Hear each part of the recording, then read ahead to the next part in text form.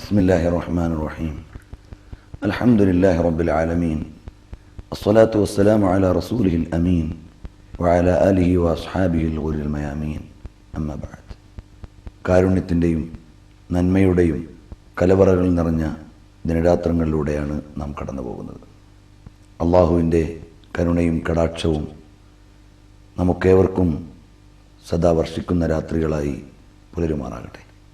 ഈ നല്ല ദിനരാത്രങ്ങളിൽ പാവങ്ങളെയും ദരിദ്രരെയും തിരിച്ചറിയുകയും അവർക്കാവശ്യമായ പരോപകാരങ്ങൾ ചെയ്തു കൊടുക്കുകയും ചെയ്യുന്നത് ഒരു വിശ്വാസിയുടെയും സാമൂഹിക നന്മ ഉദ്ദേശിക്കുന്ന വ്യക്തിയുടെയും ഭാഗമാണ്. ഇവിടെ ആരാണ് ദരിദ്രൻ, ആരാണ് പാവപ്പെട്ടവൻ? വീടാന്തരം കയറി ആളുകളുടെ കൈമടക്കുകളും സമ്മാനങ്ങളും ദാനങ്ങളും സ്വീകരിക്കുന്നവർ മാത്രമാണോ? വ്യക്തമായ ഒരു ക്ലാരിഫിക്കേഷൻ തിരുനബി സല്ലല്ലാഹു അലൈഹി വസല്ലം തങ്ങൾ തരികയാണ്. ഒരു പിടിയോ രണ്ടു പിടിയോ സ്വീകരിച്ചു കൊണ്ടിരിക്കുന്ന, കവാടങ്ങൾ മുട്ടി സഹായം തേടുന്നവർ അവർ മാത്രമല്ല, അല്ലെങ്കിൽ അവരല്ല യഥാർത്ഥത്തിൽ ദരിദ്രന്മാർ. മറിച്ച് ദാരിദ്ര്യത്തിൻ്റെ നൊമ്പരവും പ്രയാസങ്ങളും ഒതുക്കി വെച്ച് ആളുകളുടെ മുമ്പിൽ ന്യൂനതയും പ്രയാസങ്ങളും മറച്ചുവെക്കുന്ന യഥാർത്ഥ ദരിദ്രന്മാർ ഏറെ അകത്തളങ്ങളിലുണ്ടാകും.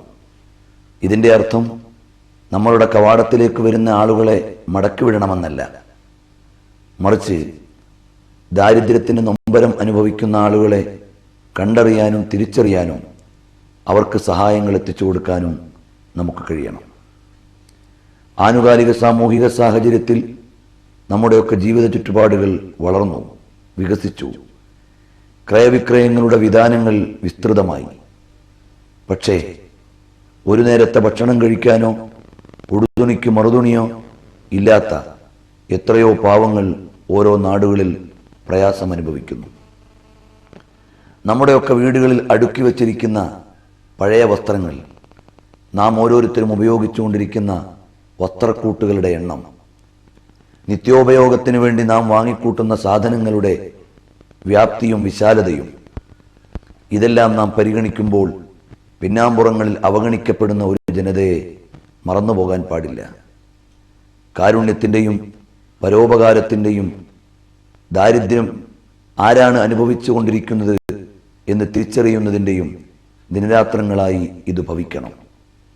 പ്രവാചകർ സല്ലല്ലാഹു അലൈഹി വസല്ലം തങ്ങളുടെ പൗത്രനായ അലി സൈനുൽ ആബിദീൻ റളിയല്ലാഹു അൻഹു ആരാധനയിലും ആത്മീയതയിലും വ്യക്തിപ്രഭാവത്തിലും വിശ്വവിശ്രുതരും മഹനീയമായ പദവികൾ അലങ്കരിക്കുന്നവരുമാണ്. മഹാനവറുകൾ പാതിരാത്രി സമയത്ത് സാമ്പത്തികമായും മറ്റും സഹായം അർഹിക്കുന്നവരുടെ ഭവനങ്ങളിലേക്ക് സ്വകാര്യമായി അവർക്കാവശ്യമുള്ള സ്വത്തുക്കൾ എത്തിച്ചു കൊടുക്കുമായിരുന്നു. അവർ പോലും അറിയുമായിരുന്നില്ല ഇവരാരാണ് ഞങ്ങൾക്ക് എത്തിച്ചു തരുന്നത്, ആരാണ് ഞങ്ങൾക്ക് ആവശ്യമുള്ള ഭക്ഷണ സാധനങ്ങൾ എത്തിച്ചു തരുന്നത് എന്നവർക്ക് പോലും അറിയുമായിരുന്നില്ല. മഹാനവറുകളുടെ വിയോഗാനന്തരമാണ് ഞങ്ങൾക്ക് എല്ലാ രാത്രിയിലും ഇത് നൽകിക്കൊണ്ടിരുന്നത് അലി സൈനുൽ ആബിദീൻ റളിയല്ലാഹു അൻഹു ആയിരുന്നു എന്ന് അവരറിയുന്നത്. ഈ വിധം സ്വകാര്യമായി അർഹരെയും അവകാശികളെയും കണ്ടെത്തി ആവശ്യമായ ഉപകാരങ്ങൾ എത്തിച്ചു കൊടുക്കുന്ന പ്രവണത മുൻഗാമികളായ സജ്ജനങ്ങളുടെ സ്വഭാവമാണ്. അതുകൊണ്ട് രണ്ടു കാര്യങ്ങൾ നാം അറിയേണ്ടതുണ്ട്. യഥാർത്ഥത്തിൽ ആവശ്യം അർഹിക്കുന്നത് ആരാണ്? നമ്മുടെ സഹായങ്ങൾ അർഹിക്കുന്ന പാവങ്ങൾ ആരാണെന്ന് സ്വകാര്യമായി തിരിച്ചറിയാൻ നമുക്കൊരു സാമൂഹികമായ ഒരു സോഷ്യൽ സെൻസ് നമുക്കുണ്ടാവണം. അതോടൊപ്പം സമ്പത്തും കഴിവുമുള്ളവൻ്റെ സ്വത്തിൽ നിന്ന് ഒരു വിഹിതം പാവപ്പെട്ടവനുള്ള ഔദാര്യമല്ല, അവനുള്ള അവകാശമാണ്. ദാനങ്ങളും ധർമ്മങ്ങളും എന്ന് പറയുമ്പോൾ ധർമ്മം നമ്മുടെ സമ്പത്തിൽ നിന്ന് നിർബന്ധമായും നാം കൊടുത്തുവിടേണ്ടതാണ്. അഥവാ സമ്പന്നൻ്റെ സ്വത്തിൽ നിന്ന് നിർബന്ധമായും കൊടുത്തുവിടേണ്ട ഒരു അവകാശം പാവപ്പെട്ടവന് ലഭിക്കേണ്ടതുണ്ട്. രണ്ടാമത്, പാവപ്പെട്ടവർക്കുള്ള ഒരു ഔദാര്യം അഥവാ ദാനം നമ്മളിൽ നിന്ന് അവരുടെ ആവശ്യങ്ങളുടെ നിർവഹണത്തിന് വേണ്ടി ധർമ്മത്തിന് പുറമേ നൽകുന്നതാണ് യഥാർത്ഥത്തിൽ ദാനം. ഇത് രണ്ടും സാമൂഹികമായി വ്യവസ്ഥാപിതമായി നടപ്പിലാക്കപ്പെടുകയും പരിശുദ്ധമായ ഇസ്ലാം നിർദ്ദേശിച്ച നിർവഹണ മാർഗങ്ങളിലൂടെ കൊടുത്തുവിടുകയും ചെയ്താൽ നമ്മുടെ നാട്ടിൽ പരോപകാരപരമായ ഒരുപാട് സഹായഹസ്തങ്ങൾ ഉയരുകയും സമൂഹം ഭദ്രമാവുകയും ചെയ്യും.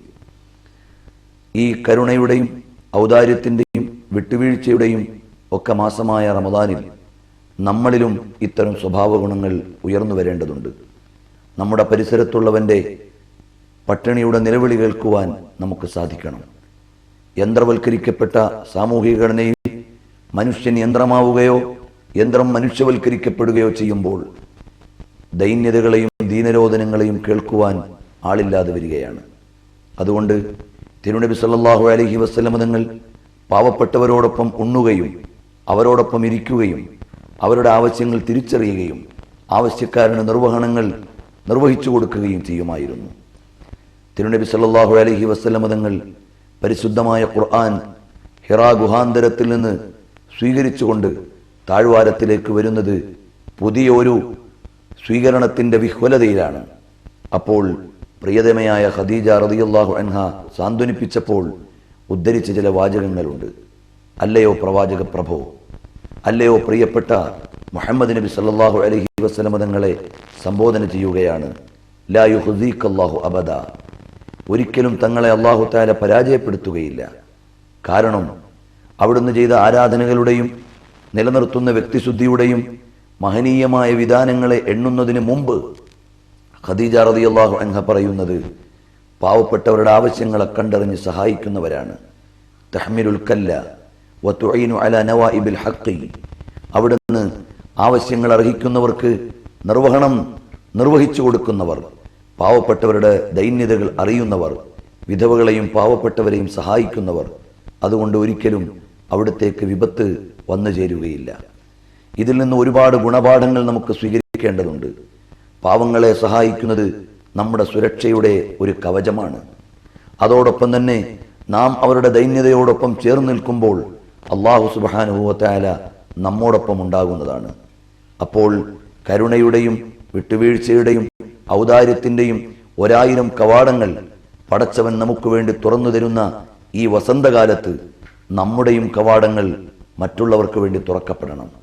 ഇലാഹിയായ മഹനീയമായ ഗുണങ്ങളെ മാനുഷികമായ തലത്തിൽ നിന്നുകൊണ്ട് സ്വീകരിച്ച് അതിനെ അലങ്കരിക്കുവാൻ നമുക്ക് സാധിക്കണം. വാതിൽക്കൽ വന്ന് സഹായം തേടുന്ന പാവങ്ങളെ മാത്രമല്ല നാം അറിയേണ്ടത്. അർഹിക്കുന്ന ഒരുപാട് ആളുകൾ കതകടച്ച് അകത്തിരുന്ന് കണ്ണീരൊപ്പി അടുപ്പ് പുകയ്ക്കാൻ ഗതിയില്ലാതെ കഴിഞ്ഞു പോകുന്നവരുണ്ട്. തിരുനബി സല്ലല്ലാഹു അലൈഹി വസല്ലം തങ്ങൾ അവരുടെ വേദന നേരിട്ടറിയുന്നവരാണ്. അവിടുത്തെ വീട്ടിൽ 3 ദിവസം അടുപ്പിച്ച് അടുപ്പ് പുകഞ്ഞിട്ടില്ലെന്നാണ് ചരിത്രം പറയുന്നത്.